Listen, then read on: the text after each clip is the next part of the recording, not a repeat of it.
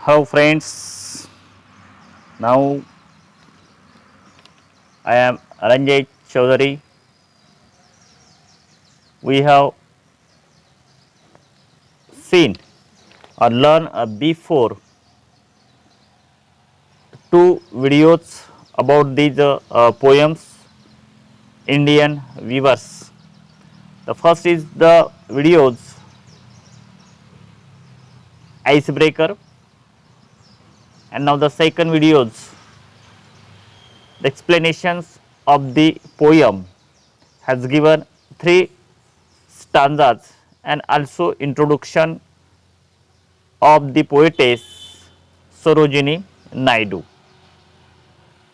या तिसऱ्या व्हिडिओमध्ये आपण या ठिकाणी परीक्षेच्या दृष्टिकोनातून परीक्षेमध्ये विचारला जाणारा एक महत्त्वाचा पोएमवर आधारित प्रश्न म्हणजेच ॲप्रिशिएशनचा प्रश्न, आणि म्हणून या व्हिडिओच्या माध्यमातून appreciations of the poem Indian weavers, रसग्रहण ज्याला म्हटला जात असतात.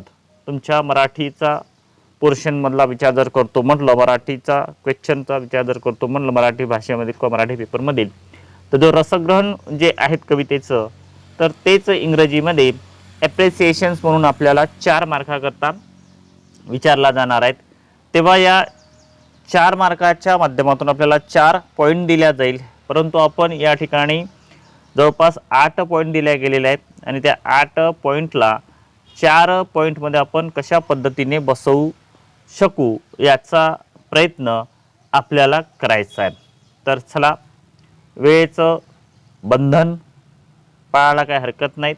आपण सुद्धा वेळ कमी आहेत आणि म्हणून जास्तीत जास्त वेळा एक व्हिडिओ 5-5, 6-6 वेळा जर पाहिला तर साहजिकच तो अभ्यास जो काही म्हटला जात असतो तो अभ्याससुद्धा तुमचा इझी होईल.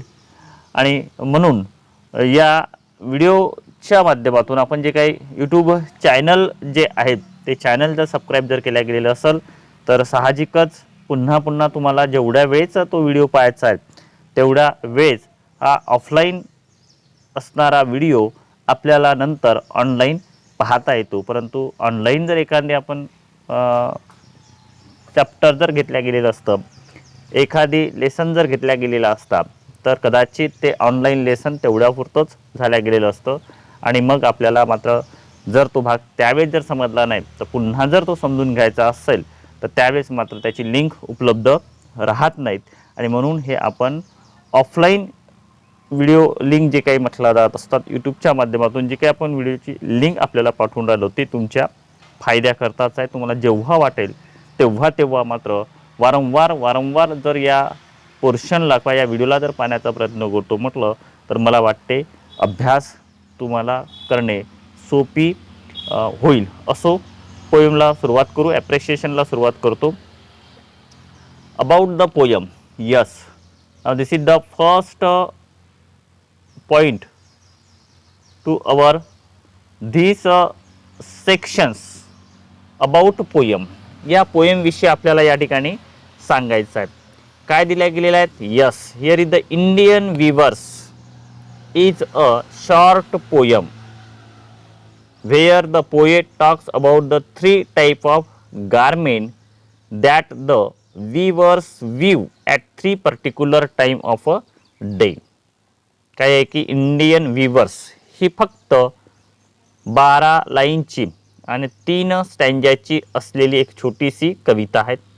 Wear the poet talks about the 3 type of garment, आणि म्हणून या 3 स्टँजांच्या माध्यमातून कवयित्री आपल्यासोबत 3 पद्धतीचे वस्त्र, गारमेंट म्हणजे वस्त्र, त्या वस्त्राविषयी या ठिकाणी that the weavers weave at 3 particular time of a day, the particular time of a day in our life, आपल्या जीवनातला प्रत्येक दिवसाचा जो पर्टिक्युलर जो टाईम आहे तो अशा पर्टिक्युलर टाईमवरती ते वीवर्स त्या पद्धतीचे विणकाम करत आहेत.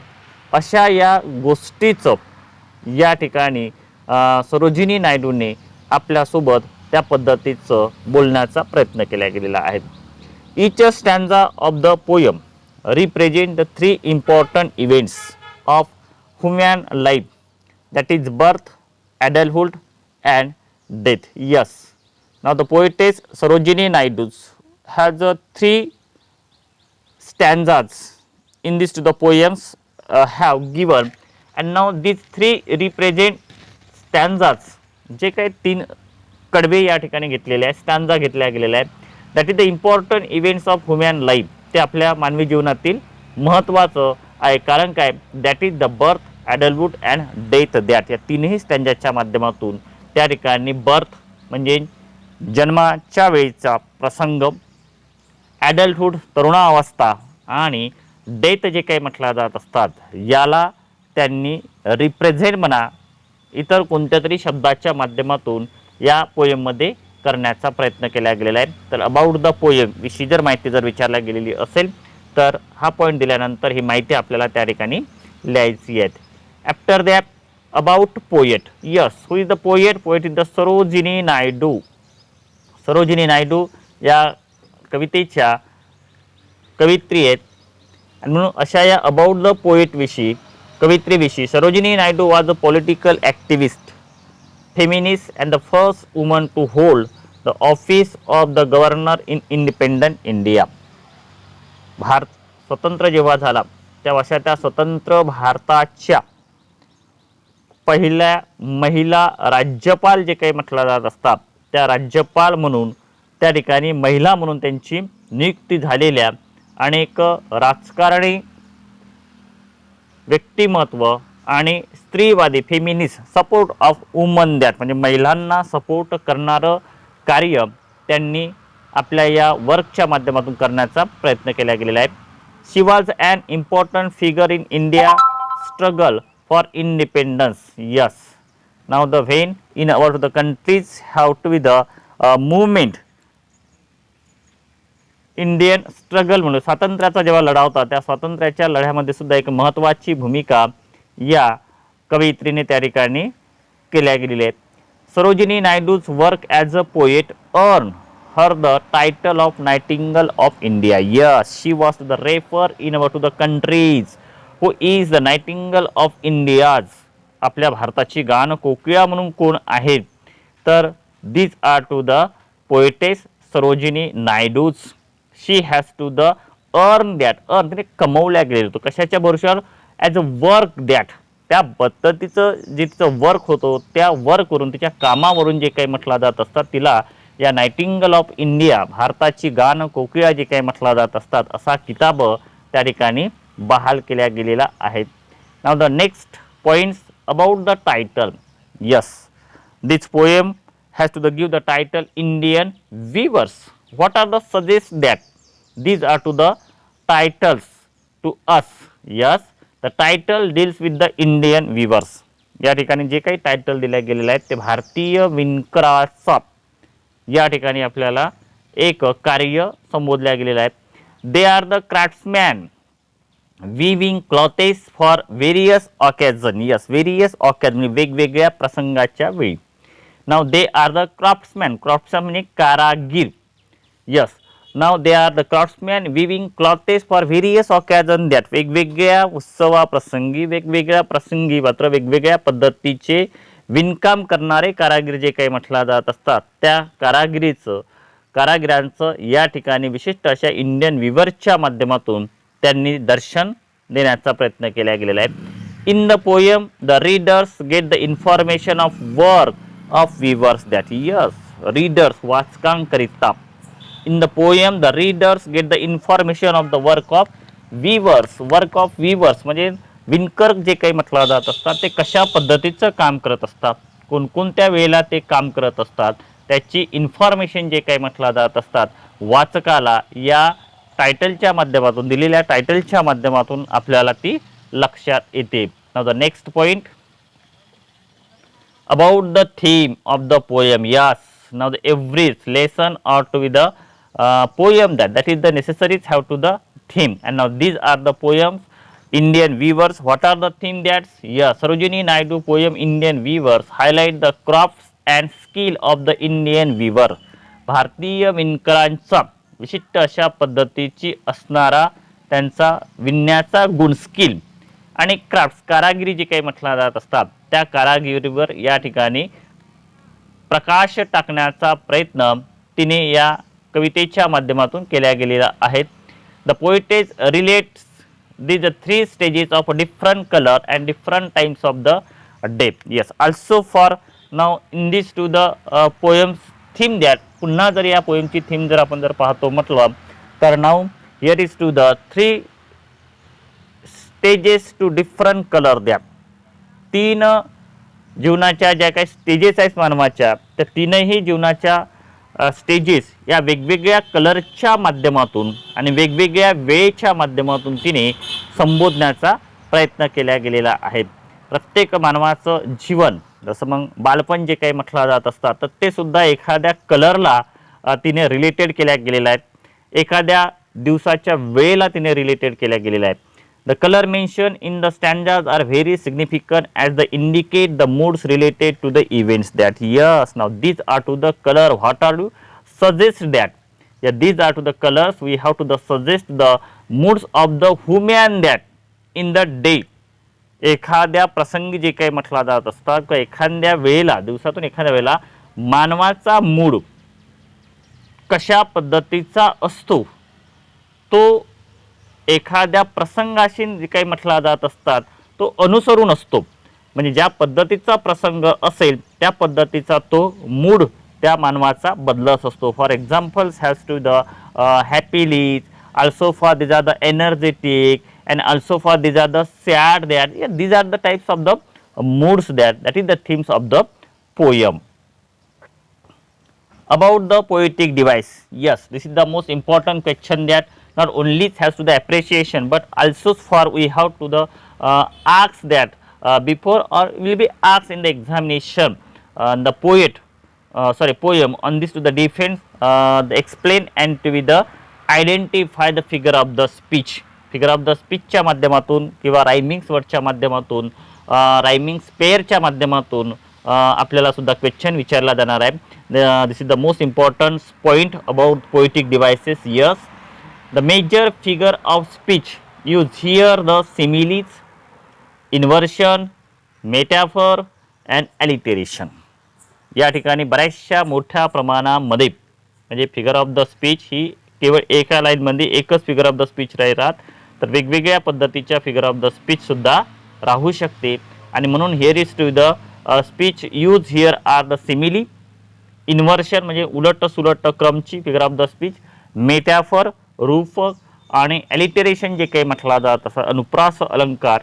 तर अशा पद्धतीच्या वेगवेगळ्या फिगर ऑफ द स्पीच सुद्धा या ठिकाणी यूज केल्या गेलेल्या आहेत. There are the 3 stanzas having 4 lines. Yes we have to the seen that आता every stanzas has to the given 4 line that प्रत्येक स्टँजामध्ये या ठिकाणी 4 लाईन दिल्या गेलेल्या आहेत. The lines have rhyming words also for these are to the lines that rhyming words शेवटचं जर आपण प्रत्येक लाईन जर पाहतो म्हटलं तर त्या ठिकाणी रायमिंग वर्ड सुद्धा दिल्या गेलेल्या आहेत. And now this is the also most importance have to the rhyme scheme that is A B each stanza A B but now whole of the poems have to the ask that the rhyming scheme. पूर्ण पोएमवर जर rhyming scheme जर विचारल्या गेलेली असेल तर काय येणार आहेत आपली A B पहिला स्टँजा, दुसरा स्टँजा C D आणि तिसऱ्या स्टँजामध्ये E F. हे केव्हा येणार राईम स्कीम जर पूर्ण पोएमवर जर विचारल्या गेलेली असेल तर. Now write a rhyme scheme of these poem. या पोएममध्ये पोएम विषयीची जी काय राईम स्कीम ती लिहा तर त्यावेळेस आपल्याला A B C D आणि E आणि F असे 3 स्टँजामधले आपल्याला राईम स्कीम लिहायची असेल. परंतु एकच स्टँजा विचारला गेलेला असेल एक्झाममध्ये जर एक स्टँजा दिला किंवा विचारला गेलेला असेल की what are the rhyme scheme in first stanzas are pick out the rhyme scheme in the first stanzas और सेकंड स्टँजाज और थर्ड स्टँजाज असं जर विचारलं गेलं की पहिल्या कडव्यातली राईम स्कीम सांगा, दुसऱ्या कडव्यातली राईम स्कीम सांगा, तिसऱ्या कडव्यातली राईम स्कीम सांगा तर आपल्याला त्या ठिकाणी प्रत्येक स्टँजामध्ये A B he rhyme scheme आहेत आणि पूर्ण पोएमवर जर विचारल्या गेलेली असेल तर मात्र त्या ठिकाणी A A B B C C D D E E F F अशा पद्धतीची राईम स्कीम त्या ठिकाणी वापरल्या गेलेली आहे. Now the next point about language, भाषा या पद्धतीची स्टाईल कशा वापरल्या गेलेली आहे. The poem has been structured in a question answer pattern that yes, ही कविता आपल्याला प्रश्न उत्तराच्या माध्यमातून बनवल्या गेलेली आहेत. पहिल्या दोन प्रश्नामध्ये जे पहिल्या दोन लाईनमध्ये जे काही म्हटलं जातं, each of the stanzas the poetess asks to the reader that weavers that, त्या विवर्सला त्या ठिकाणी कवयित्री विचारले गेले. And the last stanzas every stanzas have to the fourth lines. Now these are the viewers have to the give the answer that what they have doing that, काय ते करत होते at day of the time that त्या प्रत्येक वेळेला, तर त्या ठिकाणी त्यांनी उत्तर दिलं. म्हणून therefore the poem has been structured in a question answer pattern. The language is simple that, भाषा जर पाहतो म्हटलं तर सरळ सरळ साधी साधी वापरल्या गेलेल्या आहे. Small lines are use that, छोट्या छोट्या लाईनचा उपयोग केला गेलेला आहे. The figuratives and to the metaphorical language enhances the beauty of the poem that, आणि मग रूपकथात्मक अशा पद्धतीची भाषा वापरून फिगरेटिव्ह जे काही म्हटलं जात असतात त्या पद्धतीची भाषा वापरून जे काही म्हटलं जात असतात, या पोयमची सुंदरता जी काही म्हटलं जात असतात ती सुंदरता या कवयित्रीने त्या ठिकाणी वाढवण्याचा प्रयत्न केला गेलेला आहे. About the special future that yes, या कवितेचं वैशिष्ट्य काय आहे. Yes, this the poem is based on the Indian background, that Indian background, भारताचं जे काही बॅकग्राऊंड आहेत आपल्या त्या बॅकग्राऊंडला धरून, तसं विणकर हा भारतातील एक कारागीर आहेत आणि अशा विणकरासारखे प्राचीन काळाचा विचार जर करतो म्हटलं आपण तर 12 बलुतेदार पद्धत जी काही म्हटलं जात असतात, मग सोनार झालं, तिथं मातीची भांडी बनवणारा कुंभार असो, कार्पेंटर असो, ब्लॅकस्मिथ असो, गोट्या मातीचं काम करणारा जो काही व्यक्ती असो तो, this is the background that to us our countries, India country द्या. It gives the simple work of the weavers that yes, या ठिकाणी वीवर्सचं जे काही म्हटलं जातं साधं अशा पद्धतीचं काम या ठिकाणी, but it has the symbolic reference of 3 stages of human life. मात्र काम आपल्याला साधं दिसते पण त्या साध्या कामाच्या माध्यमातून, छोट्याशा अशा कामाच्या माध्यमातून मानवाच्या जीवनाचा एक टप्पा जो काही म्हटला जात असतो, 3ही जीवनाचे टप्पे, तारुण्यावस्था, बालपण अवस्था आणि म्हातारपण अवस्था जे काही म्हटला जात असतात ते या ठिकाणी दाखवण्याचा प्रयत्न केला. That is the special future this poem Indian weavers that. Message of the poem, या पोयमच्या माध्यमातून आपल्याला संदेश काय दिला गेलेला आहे. The poem present the 3 particular times of the day to describe the 3 stages of our life. Yes, कवितेच्या माध्यमातून जीवनाच्या 3 अशा वेळेचं जे काही म्हटलं जात असतात, 3 अशा भागाचं, टप्प्याचं वर्णन या ठिकाणी केल्या गेलेलं आहे. These stages of life are inimitable and everyone has to face it them. आणि मग हे स्टेजेस ऑफ लाईफ जे काही म्हटलं जात असं प्रत्येक मानवाला त्या वेळेनुसार मात्र त्याचा सामना जो काही म्हटला जात असतो तो सामना या ठिकाणी आपल्याला करायचा असतो. And now the last point that is the necessaries that in examinations with return. हा सगळ्यात महत्त्वाचा मुद्दा आपल्याला एक्झाममध्ये द्यायचा आहे प्रत्येकाला. I like the poem for the colour scheme that the poet has chosen for the garments. Yes, I like the poem for the colour that, या कवितेमध्ये वापरले गेलेले कलर ते मला आवडले. And now the scheme that the poet has chosen for the garment that, त्याच्यानंतर जे काही म्हटलं जात असतात जे गारमेंट करतात जे काही कलर वापरले गेलेले होते, blue colour, green and purple and to the white colour that is the 3 colours have to the different stages in our human life have the compare that. त्या कलरची तुलना आपल्या जीवनाच्या 3 स्टेजेस सोबत केल्या गेलेली आहेत. Woven by the weaver according to the life stage of the intended weaver that. तर खरोखरच या विवरच्या माध्यमातून ज्या पद्धतीचं त्या ठिकाणी आन्सर दिला गेलेला आहे त्या आन्सरवरून मात्र खरोखरच ही एक मला भावलेली किंवा मला आवडलेली ही एक मात्र कविता आहेत. I hope you also like this the poem that will be solve. These are to the question that is the most important. That's why now the 4 mark has to the given. And now the every poems, प्रत्येक पोयमचं आपण appreciation देणार आहोत आता हे appreciation लिहित असताना आपल्याला ज्या प्रमाणामध्ये जिथं शॉर्ट करता येते तिथं शॉर्ट करण्याचा प्रयत्न केला तरी चालेल, परंतु एकदमच शॉर्ट जे काही म्हटला जात असतात ते शॉर्ट करण्याचा प्रयत्न करू नका. अन्यथा एखादे मुद्दा विचारला गेलेला असेल, अबाउट द लँग्वेज जर विचारला गेलेलं असेल, आपण त्याच्यामधलं जे काही म्हटलं जातं पोएटिक डिव्हायसेसबद्दल विचारला गेलेलं असेल, आपण त्याच्यामध्ये कोणत्या फिगर ऑफ द स्पीच आहे, सिमिली आहे, इन्व्हर्शन आहेत, त्याच्यानंतर त्या ठिकाणी रिपिटेशन्स आहेत, त्या ठिकाणी ॲलिटरेशन आहेत, आणि आपण तेच जर लिहिल्या गेलेलं नसेल शॉर्ट करताना ती लाईन जर आपण त्याच्यातून काढून टाकली तर मग पोएटिक डिव्हायसेसमध्ये तुम्ही काय लिहिणार आहेत. तर ही गोष्टसुद्धा लक्षात ठेवायची आहे. आणि म्हणून बारकाईनं जे काही म्हटलं जात असतात या ॲप्रिशिएशनचा अभ्यास करायचा आहे, कारण ॲप्रिशिएशन येणार म्हणजे येणार. आणि आपल्याला 8 पोएम आहेत, 8 पोएममधील या कोरोनाच्या काळामध्ये 2 पोएम गाळल्या गेलेल्या आहेत, मग उरल्या 6च पोएम. आणि 6 पोएम म्हणल्यानंतर 4 ग्रुप राहणार आहेत, ABCD. याचाच अर्थ की आपल्याला 4 ग्रुपला 4 वेगवेगळी पोएम राहणार आहेत, म्हणजे 6 पैकी कोणत्या ना कोणत्या 4 पोएम येणारच आहेत. आणि म्हणून आपल्याला या क्वेश्चनकडे सुद्धा मार्क हमखास मिळवून देणारा हा पोर्शन म्हणून संबोधल्या गेलेला आहे, तेव्हा याच्याकडे आपण विशेष लक्ष द्यावं. धन्यवाद. या ठिकाणी आपण हा व्हिडिओविषयी जी काही माहिती होती ती माहिती आपण ऐकून घेतल्याबद्दल.